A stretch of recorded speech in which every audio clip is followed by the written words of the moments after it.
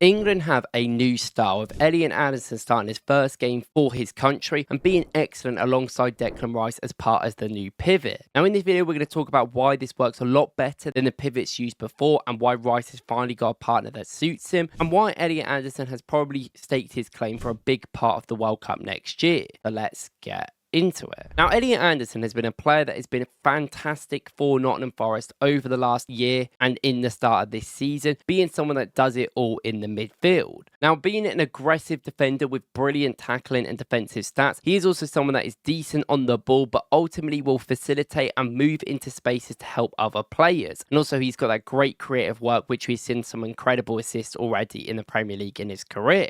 Now, while England's game overall on the weekend wasn't fantastic, and I do think it is really weird because England are starting to play decent, I think, against teams that are sitting really low against them, but ultimately there doesn't really seem like there's that much urgency within the team. Now, I will say as well that Rice needed a partner like Anderson in the first place. Now, I don't have an issue if you want to have a partner as maybe someone like Jones, Wharton, who I thought would have been a better shout as well before, but I like Anderson as well because I think it gives Rice some free roam ability which he needed before. And what I mean by that is that when England attack, often they play in a bit of a 5 attack, but there's different options that happen. There is going to be times when Madueke comes here and James goes on the overlap for his crossing was excellent, but ultimately Rice wants to be a marauding, box-crushing midfielder. For Arsenal, he plays in the 8 and not the 6, and even now he's a bit of a double pivot with Zubimendi, but when they don't have the ball and there's a counter-attack, you would rather Zubimendi be the furthest back, and he's never really been a good lone 6, and it's because he's a big guy, he's not great under real pressure if you put him in tight areas, and that just makes sense. He wants to have space to run into and create, and we're seeing his goal scoring and assist tally for Arsenal over his career. It is fantastic. He needs to be further up the pitch. Now, Elliot Anderson not only was a player that facilitated Rice, where Rice was able to go into these positions, he would sweep up and make tackles, but he's also an incisive passer. Now, he's not someone that keeps trying these great passes all the time, and sometimes he will just shift things around quite easily, but there's times where there was a block, let's say a couple of players here, I know they're the same team, but let's just say they are, and what he would do is he would just shift the ball through the lines consistently if he saw that gap there, which I thought was really good. There's a few chances as well in the first half that Guay does this as well, does really well, and Eze and Madueke can break into the box, but Anderson is not afraid to try this, and I really liked how he kept finding Rice as well in the channels, which is giving England more risk in these games, which you needed obviously against a weaker opponent that they should beat. And here's a great example. You see him picking the ball up in this deeper area here, and he turns and he could pass the ball over this way where he just shifts the ball back in defense, looks up and wants to find this ball through the channel where Rice ends up coming in to help him when you see Rice in the frame in a couple of seconds time. But I really like this, and look at the space Eze has as well. Look how quick you can get the ball into this space and run, and I think that is one of the major parts that really makes him very good for this team. And this is the key moments as well, when you break teams down in these low blocks, which England will have to play a lot against, and I actually think European football in terms of international level will have a lot of low blocks even in the World Cup when it really matters, from teams that probably don't expect to get results against big teams. So you're going to need these players that can just shift these balls through. If this defense is going to be a little bit lackluster like it is here, he finds that little gap and it allows England to get in behind and have a chance here, which I think Eze ends up having a shot, which is really good.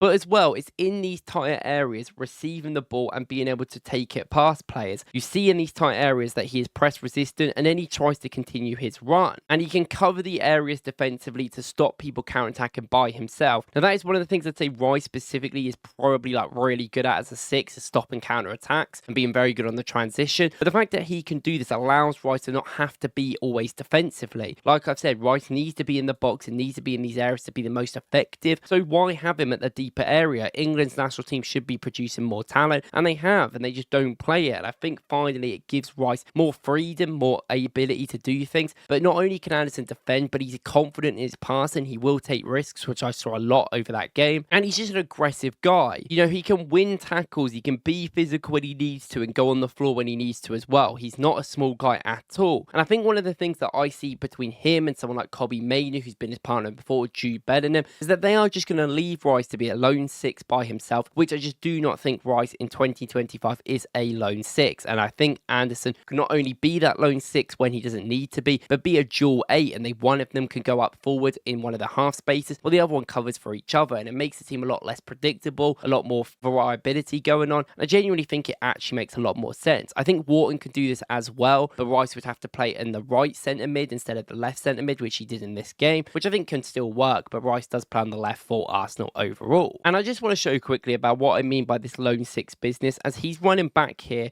in the defensive area, trying to catch up to him, and he ends up doing really well. He's physical, he's calm, he takes his time, he gets on the ball and makes the tackle to win the ball back and carry it back across here, which I just think is something that we've been missing. If Rice is not there, then who's going to do that for England? You know, Cobby wasn't, Jude wasn't, and Jordan Henderson not only should not be in the England team, I just think generally, he's just not got the pace and the ability to do that at his age. I think finally we have someone alongside Rice that can, because Rice is a guaranteed starter at the end of the day. Now, I do want to go through some of his stats in the game, because obviously that is the whole point of this, but I think it also shows a big picture. Obviously only 22 years old, so he's got lots of potential in the future, but look how many passes he made. He was that major dictator in the team. 107 passes out of 114 completed in your first game. I know it was against a weak side that just gave England the ball the whole time. Is still incredible though. And look, he created a good amount of XG and XA across the box and was still in the good areas. I mean, I think it was mostly for that shot that he had, but it's still the same point. But 127 touches, 20 passes into the final third, 6 out of 7 accurate long balls, so he can be that deeper, more quarterbacky type player who's shifting the ball out wide easily. And he only had 2 touches in the opposition